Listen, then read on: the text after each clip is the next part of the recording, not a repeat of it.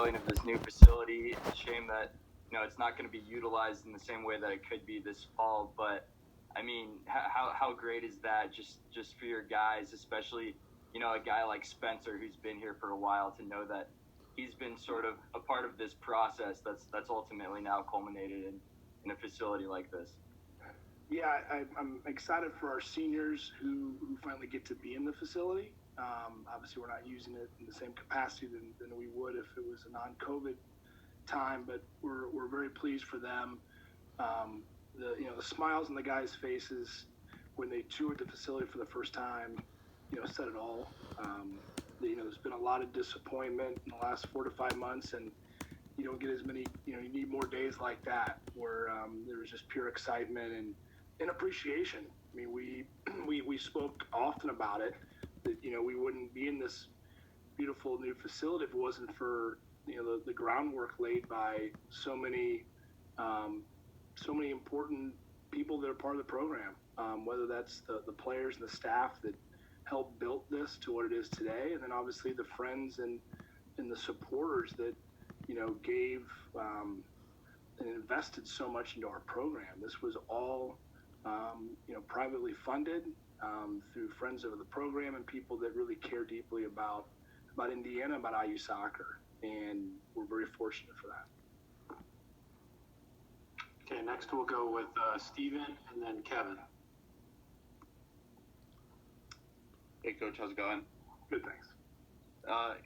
With the past few months being away, from your guys a lot of the time now, them coming back, I mean, what are some conversations that you're trying to have, even before the unveiling of this facility, to kind of, keep them with a positive mindset and not worry so much about, like you mentioned, all the negative that's been going on? Well, we try to stay really present. We had a really good time with them interactively, through the whole spring and summer. Very intentional with that, and we got creative and did a lot of fun things, and obviously used all the technologies that we're using today. I think that helped make sure they stay connected, and we try to give them some of these exciting things that were forthcoming, and we obviously knew the facility was soon to be finished. They've been here for a little bit, many of them that came in July to start some workouts, so they saw it every day being worked on. But to finally see it finished, and I thought, everyone did a great job of kind of like, minimizing the exposure to the facility, so that was really a surprise. And it was so cool to see them, again, get really excited for what this does. It gives us a home. It's one location for us now. We can be in one spot. Our athletic trainer, our offices, their lounge, their locker room. We have a warm-up space, a beautiful turf room for them to get touches when they want. Pre and post practice, obviously that's difficult right now, but again, when things feel a bit more normal. So yeah, it's been a long time in the workings for this. A lot of hard work went into putting this together. Okay, Kevin and then Jim.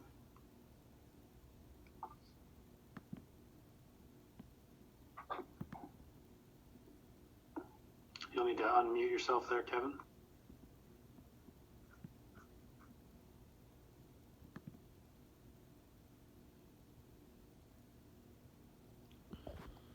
Hey, can you guys hear me now? Yeah. Okay, great, super. Coach, what kind of communication have you gotten about a potential spring season, and how do you kind of keep your guys motivated in the fall with that maybe unsurety as to whether you guys are going to play in the spring or not? Yeah, there has not been any final word on the spring. I think right now, like we've seen for the past 5 months, everything is fluid on the table. It's like the word of the year, fluid. And it's like the ultimate challenge to stay focused on like what we know. And sometimes we know very little, all except as we can prepare. So, we have a very competitive group. Our guys are very motivated to continue to train and move forward with that. And with the season hopefully on the horizon, that gives them certainly extra motivation to make sure they're prepared. And we did that. I mean, the guys came back, really sharp and fit, and that was all on their own. I speak to my peers and other people around the country that they just like these kids weren't ready. Our guys were ready. they're motivated to win. They're motivated to put more trophies here for IU soccer, and they're also many motivated to play past Indiana. And that's all those things together allow us to move forward, I think, with a lot of focus and discipline. Okay, Jim Coyle. Hey, Coach, how are you? Good, thanks. Follow up on that question, as far as the spring, a lot of sports, most of them seem like they could be moved to a different time. No problem. Football is probably more difficult, but soccer seems to be a sport that logistically that you could move to the spring without much problems. Is that how you see it? Yeah, this falls in line ultimately to the academic year concept that we've been pushing for, and hopefully will be legislated. It was supposed to be voted on last April, and obviously with COVID coming, everything got tabled. Our goal is to have a academic year season, so a fall and a spring season, and then an 8-week periodization recovery, and then get right back in it. That's what the rest of the world does in our sport. It's a 9 to 10 month season, and we're trying to have less compression in one semester. So this spring, ultimately, not only to get a championship in and let the kids play, because they really want to play for all our sports, but most importantly, it would give us a really good view of what it looks like in the spring with some of the different challenges that other schools might have. Maybe not as much here, but with weather, facility usage, staffing, and that said, some of the logisticals. This would be a good little beta test for that. And ultimately in 2022, our goal would be to play an academic year where we play half the season in the fall and half in the spring. And this particular year, we would just get a 50% version of that, of what we're shooting for. Okay, we'll go with Paul and then Jared.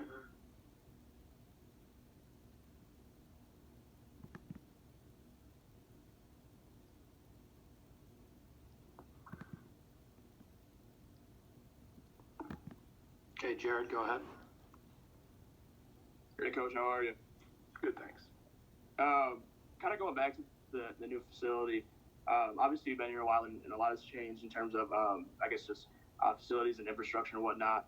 Just kind of what has it been like to see the commitment that IU Athletics has given to the men's soccer program, and how have you seen it kind of change over the past 10 years or so that you've been on the coaching staff? There's always been a large commitment. I mean, that's due to, one, the success and the consistency of the program. We've been able to bring a lot of joy to this university and this athletic department with, the on-the-field success. And I think we've also been, great ambassadors for IU Athletics with things that we do outside, whether that's roles that some of our players move into. So there's just a lot to be proud of. And when you do really good things, you're rewarded. And this, things of maybe some people say, hey, why haven't you had this 15 years ago? You won the most championships in IU ball, IU sports. And the reality is, we're grateful for everything that we get. And this is not, we deserve this. This is something we worked hard for. We're supported. And we feel all along the way we've been, given things through things that we've earned. And I'm really proud of that. This program has earned everything that has been provided. And we're going to continue to push this forward. And this is going to make now Armstrong Stadium with the Tardy Center, a place that you look around college athletics and say that is a crowning jewel. I think we want to resemble what we're about as a program. And if we're the gold standard for college soccer, then we want our facility to be mirroring that. And that's been the goal of Fred Glass, now to Scott Dolson. But things take time, and you make you appreciate things. And our alums, a big part of this facility was having a place for them to come watch games. We built an event suite specifically for friends of the program and our alumni to come and mingle and continue the bonds that we feel is the most unique of our program, and the connection that we have. So we try to think of every detail in this facility to be able to be as creative as we can, and again, we were supported the whole way, and again, we wouldn't have got off the ground without our good friends Jeff and Margaret Jones, really to get this thing going. Their leadership it. And then certainly Charlie Teeple, a huge fan of IU soccer, and Eston Sample and Cook and many others started really making this a true reality, because again, it was all brought in with outside funds. We'll go ahead with Aaron and then Evan.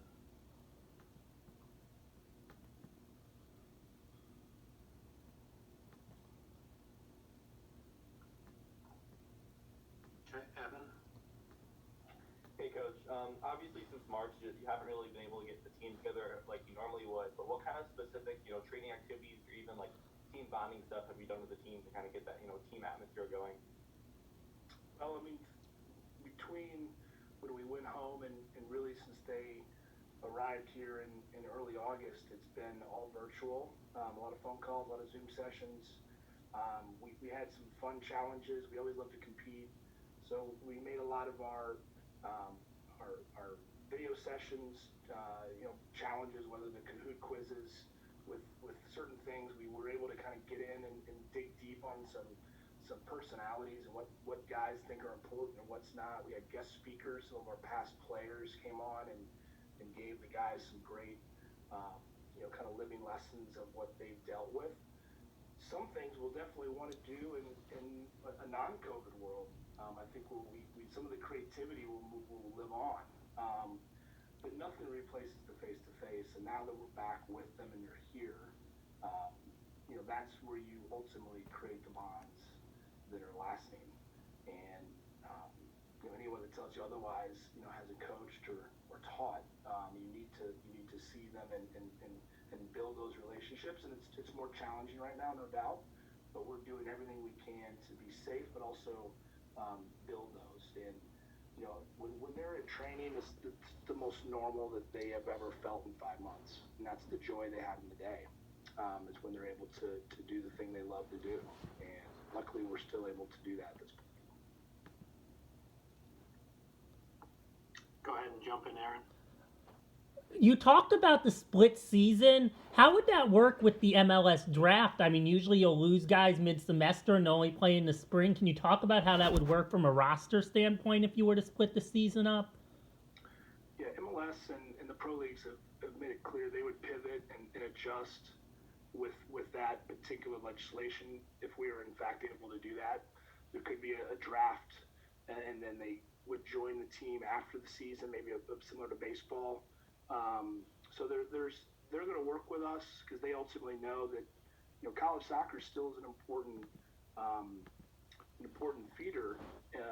Maybe not the same as NBA or NFL, but we still help provide our league, and ultimately fans, general managers, coaches. Many of them come from the college ranks that are at, if you look at a lot of the front offices in our league, a lot of them had a college soccer experience. And it's not just what you see on the field, but it's also what's happening behind the scenes. So college soccer, has a positive impact on our pro league, and they're going to want to work with us to make sure that the student athletes in the league were able to meet ultimate goals together. Okay, and we'll finish up with Jack Edwards. Hey, Coach. You mentioned the players really do want to play in that spring season, and we've seen a lot of movement from players across all of college athletics in terms of activism. Most recently, petition from Justin Fields, quarterback for Ohio State, 280,000 signatures on a petition for the Big Ten to reinstate the season. I'm wondering how you view the activism from the college athletes and the overall desire to get back out onto the field. Oh, I mean, I can't speak on that particular. I'm not up to speed on that particular item, but I can tell you this. I mean, I know just from our team, they're whatever's given to them, they're ready for, and they obviously were disappointed, but they understand. I mean, they do have perspective, and I think that's something we talk about a lot. Is that this is not going to happen maybe again in our lifetime, and sometimes the disappointment, creates opportunity and growth. And, when, where we play next, when we say things are out of your control, just like the game at times, you deal with it. And we don't belabor the trying to manipulate or change, but we also want our guys to speak how they feel and have dialogue. But our guys took it graciously, and they said, "Okay, coach, whatever the decisions are made, we'll be ready to play when that time comes." And that's kind of the way we've approached it. Okay, thanks, guys. We will transition to Joe Schmidt now. Thanks, guys.